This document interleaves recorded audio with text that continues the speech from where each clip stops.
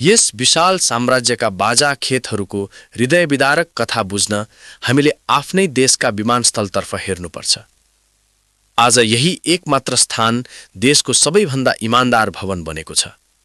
यही एकमात्र थलो हो जहाँ राष्ट्रिय उत्पादन कुनै आवरण बिना नाङ्गो रूपमा देखिन्छ। हाम्रो प्रमुख निर्यात अब जडीबुटी होइन, पानी होइन, ऊर्जा पनि होइन। हाम्रो प्रमुख निर्यात भने विदेशी न बाध्य पारिएका हाम्रा सबैभन्दा सबल छोराछोरीहरू हुन्। प्याकेज गरिएको हाम्रो आशा हुन्।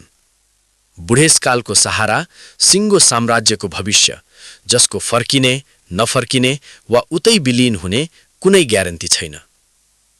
हामीले आफ्नो अर्थतन्त्र म्यान पावर उद्योगमा टिकाएका छौं, तर यो शब्द वास्तवमा नयाँ दास व्यापारका लागि प्रयोग गरिएको, सजिलै पच्ने, सफा बनाइएको आवरण मात्र हो।